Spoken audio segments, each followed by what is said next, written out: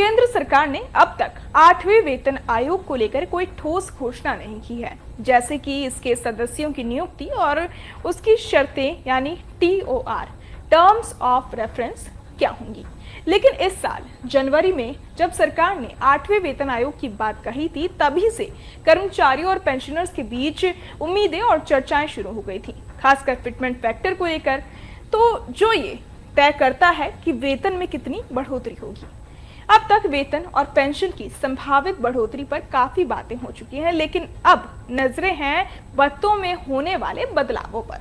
हाल ही में मार्च 2025 में दिल्ली के विज्ञान भवन में हुई SCOBA की बैठक में इस पर इशारा मिला कि 8वां वेतन आयोग सिर्फ वेतन ही नहीं बल्कि HRA, house rent allowance, travel भत्ता, महंगाई भत्ता और मेडिकल अलाउंस जैसे बड़े भत्तों का भी पुनर्गठन करेगा। खासकर मेडिकल भत्ते को लेकर बैठक में प्रस्ताव पास किया गया कि फिक्स मेडिकल अलाउंस जो अभी 1000 रुपए है उसे बढ़ाकर 3000 रुपए प्रति माह कर दिया जाए। इसकी वजह ये बताई गई कि आज की बढ़ती महंगाई और इलाज के खर्च को देखते हुए 1000 रुपए बेहद कम है और बहुत सारे पेंशनर्स लंबे समय से इसकी मांग कर रहे थे।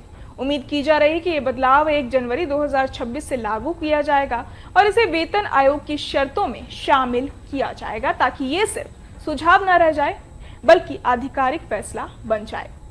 वहीं फिटमेंट फैक्टर की बात करें तो पिछली बार ये 2.57 गुना था, जिससे न्यूनतम वेतन 18,000 रुपए तय हुआ था।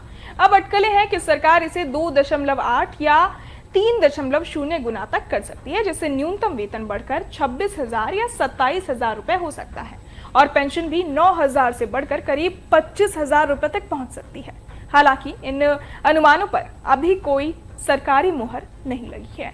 इसके अलावा HRA और यात्रा भत्ता जैसे अन्य भत्तों की नई दरों और ढांचे पर भी सरकार विचार कर रही है। हो सकता है कि मेट्रो शहरों में HRA की दरें ज्यादा रखी जाएं और ग्रामीण इलाकों में तैनात कर्मचारियों को ट्रैवल भत्ता अलग तरीके से गणना किया जाए। कुछ पुराने और अप्रासंगिक भत्तों को भी हटाया जा सकता है, ताकि सिस्टम को ज्यादा सरल और पारदर्शी बनाया जा सके।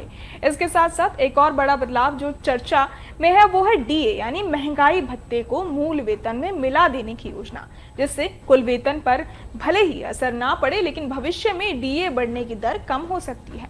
हालांकि सबसे बड़ा सवाल यही है कि आखिर ये सब कब लागू होगा, क्योंकि अब तक आयोग की औपचारिक घोषणा नहीं हुई है और ना ही TOR नोटिफाई हुआ है।